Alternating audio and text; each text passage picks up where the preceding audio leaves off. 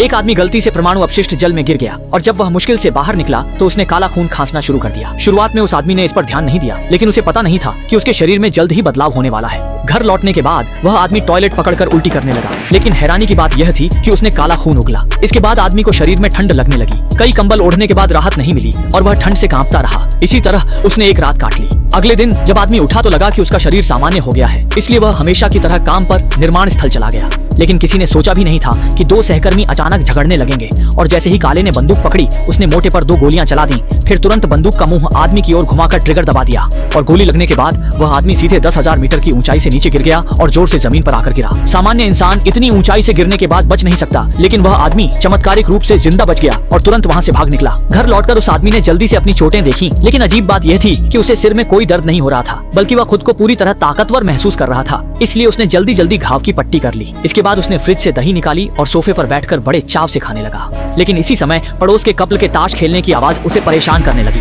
वह उठकर दरवाजे की ओर गया और गुस्से में एक घूंसा मारा, जिससे 2 मीटर मोटा स्टील का दरवाजा छेद हो गया। उसने छेद को हैरानी से देखा। उसे यकीन नहीं हो रहा था कि उसमें इतनी ताकत कैसे आ गई। इसके बाद उसने अलमारी को खींचा और हल्के से धक्का दिया, जिससे वह 100 मीटर दूर जा गिरी। सच है या नहीं, ये पक्का करने के लिए आदमी ने घर की हीटर उखाड़ ली, हल्के से दबाया, जिससे वह मरोड़कर रस्सी की तरह हो गई। जब उसने अपने हाथ में बेकार लोहे की चीज को देखा तो उसे एहसास हुआ कि उसके पास अब सुपर पावर है। इसके तुरंत बाद उसने चेहरा ढककर बैंक का रुख किया और एटीएम मशीन के पास काम करने लगा।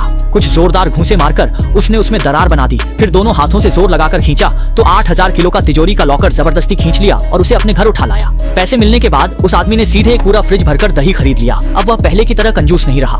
रात को आदमी ने अपनी चोटें देखने का सोचा, लेकिन हैरानी की बात थी कि उसके घाव जादुई तरीके से गायब हो चुके थे। उसे महसूस हुआ कि उसकी ताकत कल से बढ़ गई है।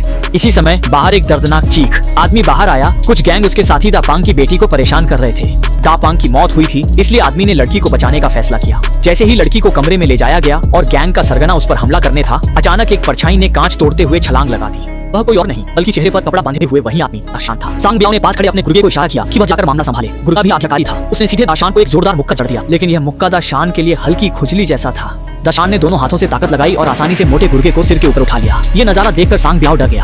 घर के मुख्य बिंदुओं को नष्ट करने के बाद सांग बियाओ ने देखा कि स्थिति अनुकूल नहीं थी, इसलिए उसने लड़की को बंधक बनाया और अपने छोटे भाई को मरने के लिए कहा। दाशान ने कोई शब्द बर्बाद नहीं किया और एक छोटे मेंढक को मुक्का मारा और जल्द ही कई लोगों को हरा दिया। सांग बियाओ को अंततः अपने सामने वाले व्यक्ति के आतंक का एहसास हुआ, इसलिए वह एक कठोर शब्द कहने के बाद अपने छोटे भाई के साथ भाग गया। बचाई गई शियाओमी ने घर जाने की हिम्मत नहीं की, इसलिए वह उस रात दाशान के घर पर ही रही। इस समय दाशान को सांग बियाओ द्वारा गिराए गए चश्मे के मामले से पता चला कि वे बैंक की बख्तरबंद कार को लूटने की योजना बना रहे थे। ये जानने के बाद दाशान ने तुरंत ओवरपास पर बख्तरबंद कार पर घात लगाकर हमला किया और उस पर पत्थर फेंके, जिससे वह शहर के आपूर्ति मंडप में जा गिरी। फिर दाशान ओवरपास से कूद गया। वह नीचे कूदा और कार की छत पर स्थिर रूप से उतरा। फिर एक मुक्का मारकर कार की खिड़की तोड़ दी और चालक को कार से बाहर फेंक दिया। फिर उसने ट्रक का पिछला दरवाजा कुछ घूंसों से तोड़ दिया और अंदर रखे सारे पैसे लूट लिए। संयोग से यह दृश्य दूर से सांग बियाओ ने देख लिया। उसने अपना ईपी उठाया और दाशान पर गोली चलानी शुरू कर दी, लेकिन गनीमत रही कि दूरी ज्यादा थी और वह उसे नहीं लगी। फिर उसके साथियों ने सांग बियाओ को जल्दी से रोक लिया, क्योंकि अगर वह नहीं जाता तो पुलिस आ जाती। फिर दोनों पक्ष पूर्व पश्चिम की ओर भागे और दाशान, जिसकी संपत्ति आसमान छू रही थी, ने सीधे प्रोजेक्टर का नवीनतम मॉडल खरीद लिया। हे जियाओमी इसे खुशी से देख रहा था। दोनों के बीच संबंध भी तेजी से गर्म हो रहे थे। अगले दिन दोनों मॉल में खरीदारी करने गए, लेकिन अचानक उनमें बहस हो गई। गुस्से में जियाओमी अकेले ही मेट्रो में सवार हो गई। जियाओमी को वापस पाने के लिए दाशान ने एक अजीबोगरीब चाल चली। उसने पूरी मेट्रो ट्रेन को उठा लिया और फिर जियाओमी को गोद में लेकर ट्रेन से उतर गई। यह दृश्य भी दर्शकों ने कैद कर लिया। इस समय दाशान को एहसास हुआ कि अब उसकी पहचान नहीं छुप सकती। दूसरी ओर सांग बियाओ, जो अपनी मांद में लौट आया था, नकाबपोश आदमी के अवरोधन पर विचार कर रहा था,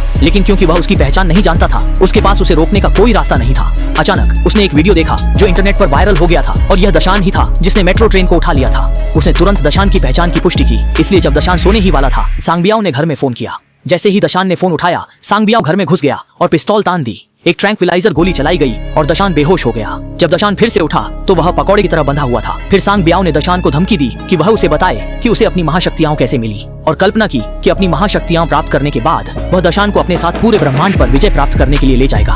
लेकिन दाशान भी एक हड्डीदार बंदर था और उसने अपनी महाशक्तियों के स्रोत के बारे में एक शब्द भी नहीं कहा। सांग बियाओ के पास दाशान की प्रेमिका शियाओमी का अपहरण करने और उसकी जान को खतरा पैदा करने के अलावा कोई चारा नहीं था। दाशान के पास सांग बियाओ की बात मानने और उसे नदी के उबलते पानी के किनारे ले जाने के अलावा कोई चारा नहीं था। लेकिन दाशान की बात सुनकर सांग बियाओ को लगा कि यह सब बकवास है और उसे इस पर जरा भी यकीन नहीं हुआ। इस समय सांग बियाओ के दुश्मनों को अचानक लगा कि उनके पास उसे रोकने के अलावा कोई चारा नहीं है। फिर उसने बंदूक फेंककर गोली चलाई, जिससे सांप ब्याओ जमीन पर गिर पड़ा। अफरा तफरी में गोली दाशान की गर्लफ्रेंड शाओ मेई को भी लग गई। इसके बाद महिला ने फ्लेम थ्रोवर उठाया और सीधे सांप ब्याओ पर तानकर उसे आग लगा दी और आग में घिरा सांप ब्याओ कुछ देर तड़पने के बाद पानी में गिर गया और शांत हो गया। महिला संतुष्ट होकर चली गई। उसने दाशान की ओर एक बार भी नहीं देखा। शाओ मेई भी जिंदा नहीं बची, उसकी मौत हो गई। लेकिन हैरानी की बात यह थी कि सांप ब्याओ मरा नहीं था। परमाणु अपशिष्ट जल से बाहर निकलने के बाद उसे सुपर पावर मिल गई थी।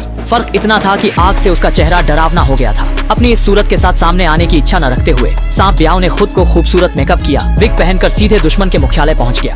औरत के प्रतिक्रिया करने से पहले ही उसने एक झटके में एक छोटे कारला को निपटा दिया। फिर 3-4 झटकों में बाकी लोगों को भी खत्म कर दिया, यहाँ तक कि बूढ़ी औरत को भी नहीं छोड़ा। इसके बाद वह हैरान परेशान औरत के सामने आया, फिर उसे जोर से गले लगाया और पूरी ताकत से दबाकर उसकी सारी हड्डियां तोड़ डाली। इसके बाद उसने अपनी हत्या का वीडियो इंटरनेट पर अपलोड कर दिया और पहाड़ों की ओर चुनौती दी। दावा किया कि उसने स्टेडियम में बम छुपा दिया है और दावान को उसे ढूंढने के लिए बुलाया।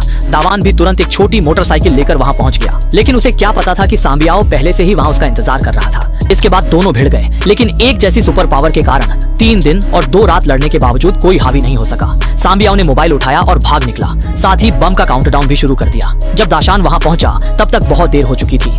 उसे अपनी गाड़ी लेकर सुनसान इलाके की ओर भागना पड़ा, लेकिन रास्ते में एक झुंड फोबोले ने उसे रोक लिया। दाशान ने समझाने की पूरी कोशिश की, लेकिन फोबोले उसकी एक नहीं सुन रहे थे। मजबूर होकर दाशान को बम लेकर पैदल ही भागना पड़ा। जब वह बम को नदी में फेंकने ही वाला था, तभी सांबियाओ वहां आ गया और उसने दाशान को जमीन पर गिरा दिया।